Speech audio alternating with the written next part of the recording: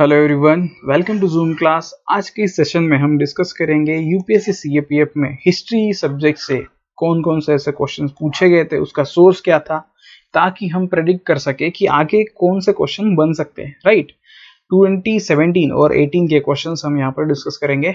Before we begin, I would like to request you all कि जो भी लोग नए हैं वो जूम क्लास को सब्सक्राइब कर लीजिए, और आपके अगर दोस्त सब सीएपीएफ को एग्जाम के लिए प्रिपेयर कर रहे हैं तो make sure you share this video with your friends. हम टेलीग्राम पे भी है, आप हमें फेसबुक और इंस्टाग्राम पे भी फॉलो कर सकते हैं।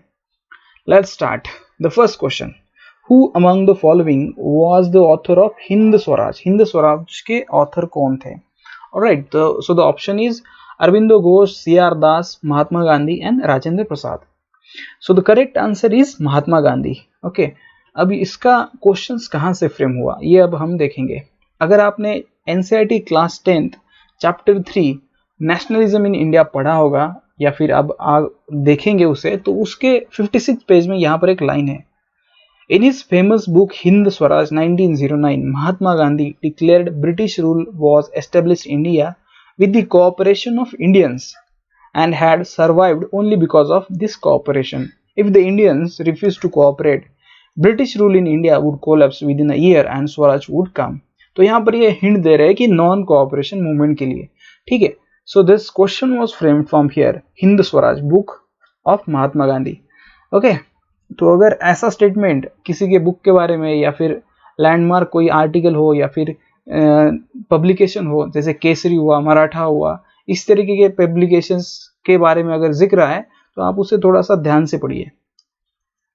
Next, which one of the following commercial centers declined after the mid 18th century? यहाँ पर कैलकाटा, मद्रास, ढाका और बॉम्बे चार ऑप्शंस दिए गए हैं। तो the correct answer is C, Dhaka. ठीक है, ढाका का डिक्लाइन हुआ। और ये क्वेश्चंस हम देखेंगे कि 12th एनसीईआरटी इसमें कॉलोनियल साइट्स ये चैप्टर है जिसमें यहाँ पर ढाका की बात की गई है। और स्टेटमेंट आप देखिए कैसे बना है। From the mid 18th century there was a new phase of change. Commercial centers such as Surat, Masulipatam and Dhaka, which had grown in the 17th century, declined. देखिए यही तो क्वेश्चन था। When the trade shifted to other places, अब ये क्यों decline हुआ? This is point important for us because the trade was shifted to other places as the British gradually acquired the political control after the Battle of Plassey. 1757 में हमें पता है कि battle of Plassey हुआ था, जिसके बाद पॉलिटिकल कंट्रोल आया था ईस्ट इंडिया कंपनी के पास। तो trade of the English East India Company expanded, इसकी वजह से ट्रेड ऑब्वियसली एक्सपांड हुआ। And the colonial port cities such as Madras, Calcutta and Bombay rapidly emerge as the new economic capital. Because of this the centers such as Surat, Masulipatam and Dhaka, they declined. Okay, this was the question. So you should know next time ke Bombay, then Madras, Calcutta, these new centers, economic centers emerged. तो इस तरह से भी question पूछ सकते हैं। ठीक है, the next question is which one of the following statement about Treaty of Allahabad is not correct? Again not correct, this you should remember, क्योंकि अगर इसमें पढ़ने में गलती कर दी तो again question will be marked wrong. The first statement, it was signed in the year 1765. अब देखो 1764 में हमें पता है कि बैटल ऑफ बक्सर हुई थी, राइट, 1764 में। So subsequently in the next year 1765 this treaty was signed. So this statement is right. Next statement is Mughal emperor by a farman formally granted the Diwani of Bengal, Bihar and Orissa to the East Indian Company. Again this was the outcome and this statement is also right. The next statement is Awadh was restored to its Nawab on the payment of 50 lakhs.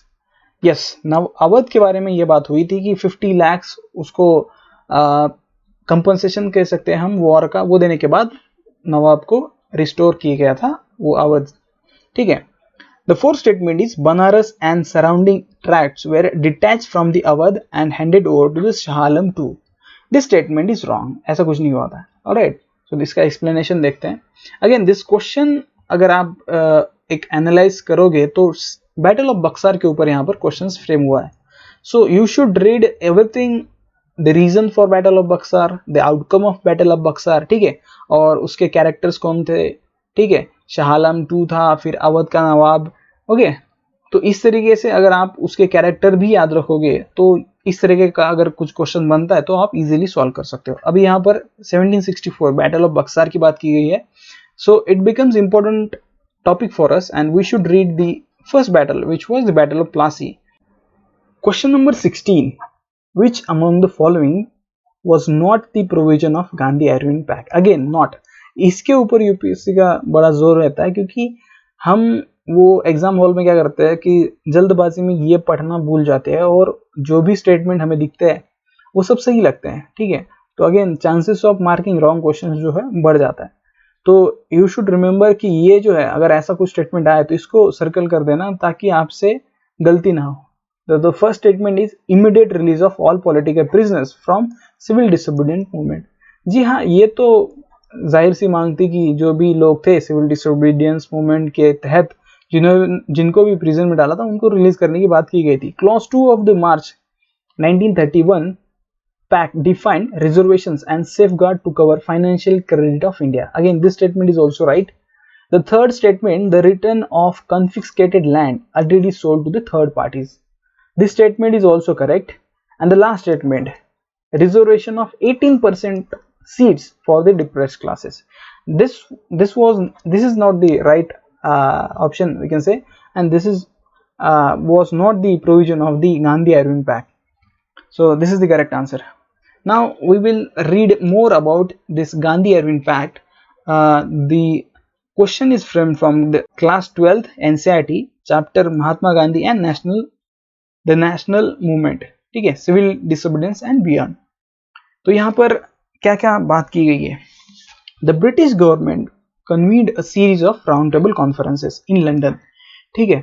The first meeting was held in November 1930, but without the preeminent political leader in India। ऐसा कोई leader ही नहीं था जो इस first round table conference में participate किया था, ठीक है। दस rendering it an exercise in the futility. तो इसका मतलब कुछ आउटकम मतलब ये वेस्ट ही गया, ऐसा हुआ। तो Gandhi ji was again in the उसी साल Gandhi ji was release from the jail in 1931 and the following month he had several long meetings with the viceroy and this culminated in what was called as Gandhi Irwin pact. तो जब गांधी जी यहाँ पर release किया उनको jail में से, सिविल डिसोबीडियंस मूवमेंट हो रहा था, तो उसके बाद जो भी डिस्कशन उनका वाइसरॉय के साथ हुआ उस डिस्कशन का आउटकम को ही गांधी आयरन पैक्ट कहा गया है। By the terms of which civil disobedience would be called off and all prisoners released। ये स्टेटमेंट हमने पीछे देखा है, ठीक है। And salt manufacturer allowed along the coast। तो सॉल्ट के बारे में भी बात की गई थी, ठीक है। The pact was criticized by the radical nationalists for Gandhiji was unable to obtain from the viceroy a commitment to political independence for Indians। He could obtain merely a assurance of talks toward the possible end। तो गांधी जी से ऐसी कोई बात की नहीं गई थी, तो इसके लिए रेडिकल नेशनलिस्ट जो थे उन्होंने यहाँ पर गांधी जी को क्रिटिसाइज किया।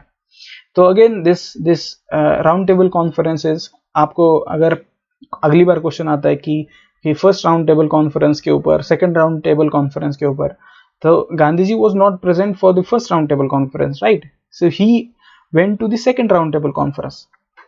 सो ये आपको याद रहना चाहिए।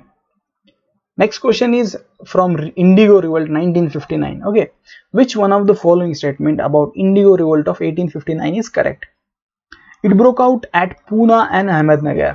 No, Indigo Revolt तो ये तो पूना और अहमदनगर में नहीं हुआ था, ठीक है।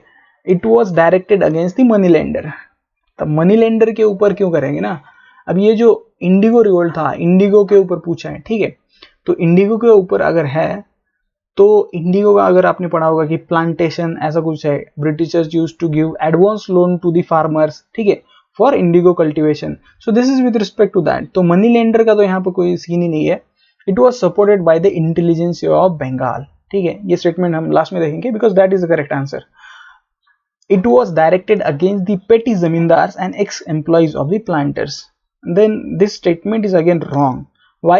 Because it was directly related to the planters and not the ex-employee of the planter or zamindar for that matter। And the correct statement is it was supported by the intelligentsia of Bengal। This statement is right. So let's see the explanation over here. Class 8 NCERT, ruling the countryside, this is the chapter, and the blue rebellion and after. तो यहाँ पर Indigo revolt की ही बात की गई है। तो क्या हुआ था इस इंडिगो रिवोल्ट में, एक शॉर्ट ओवरव्यू हम ले लेते हैं। In March 1859, the thousands of raths in Bengal refused to grow indigo. ये बोले कि हम इंडिगो नहीं ग्रो करेंगे। Why? देखेंगे आगे। As the rebellion spread, raths refused to pay rent to the planters and attacked indigo factories armed with swords and spears, bows and arrows. तो इन्होंने ये जो इंडिगो की फैक्ट्रीज थी उसके ऊपर अटैक करना शुरू किया। यहाँ तक कि वुमेन ने भी इसमें पार्टिसिपेट किया।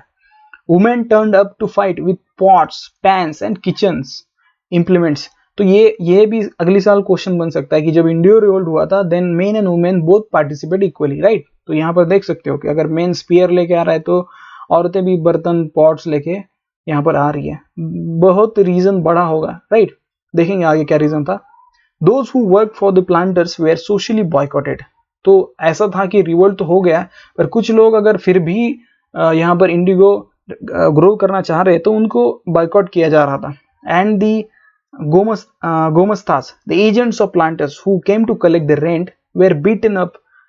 इनको अगर रेंट मांगने आए तो उनको खदेड़ दिया जाता था, यहाँ तक कि बीटन अप भी किया जाता था। तो देख सकते हैं कितना बुरी हालत थी। Raths swore they would no longer take advance to sow indigo nor be bullied by the planters. Lathias बोलते थे। The lathi wielding strongmen maintained by the planters. तो ये यहाँ पर होता ये था कि ये एक्चुअल में सीन क्या था इंडिगो रिवोल्ट का। So Britishers used to give advance loan to the farmers for growing indigo. But होता ये था कि they used to purchase the indigo at a very low price. Okay, and in most of the case they used to dictate the terms of plantation.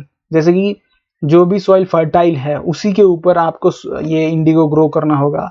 But again that was not fruitful for the farmer, because यहाँ पर अगर rice का cultivation करना है तो वो जो भी फर्टाइल लैंड है उसी में करेगा ना।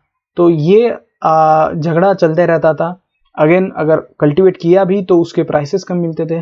तो इन अ नटशेल यहाँ पर farmers were in very bad condition. तो इसीलिए यहाँ पर रिवोल्ट हुआ। और जो करेक्ट स्टेटमेंट था क्वेश्चन का, as the rebellion spread, intellectuals from Calcutta rushed to the indigo districts, they wrote the misery of ryots, the tyranny of planters and the horrors of the indigo system. तो ये यहाँ पर newspaper में जो भी वहाँ के पब्लिकेशंस हो गए उसमें वो लिखने लगे। एंड हम यहाँ पर कह सकते हैं कि इंटेलिजेंसिया और intellectuals from Calcutta they supported this revolt. और एक बार रिवोल्ट आ गया 1859 में, ठीक है। उसके बाद इससे पहले हमें पता 1857 का रिवोल्ट हो गया। तो ब्रिटिशर्स यहाँ पर उन्होंने प्रोएक्टिव स्टेप्स लिया और एक इंडिगो कमीशन को यहाँ पर गठन किया। और इसका एक डिस्कशन है, ये आप पढ़ लीजिए एक बार, कि यहाँ पर एक इंडिगो फार्मर कह रहा है I would rather beg than sow indigo. तो इंडिगो उगाने से अच्छा है कि मैं भीख मांगूंगा। You can see the misery of the farmers from the statement, right.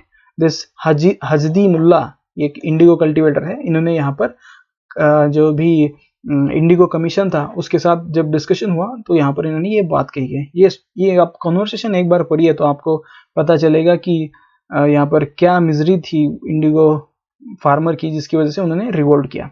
Alright, so this is all about the 2017-18 history questions. I hope you like the lecture. और अगर आपको कोई सजेशन हो तो ज़रूर कमेंट सेक्शन में बताइएगा। और हम टेस्ट सीरीज हो या फिर अगली अनाउंसमेंट है, अगर कोई इंपॉर्टेंट टॉपिक है उसे कवर करना है तो हम उसे ज़रूर करेंगे। तो make sure you share, like and subscribe. Thank you very much, all the best.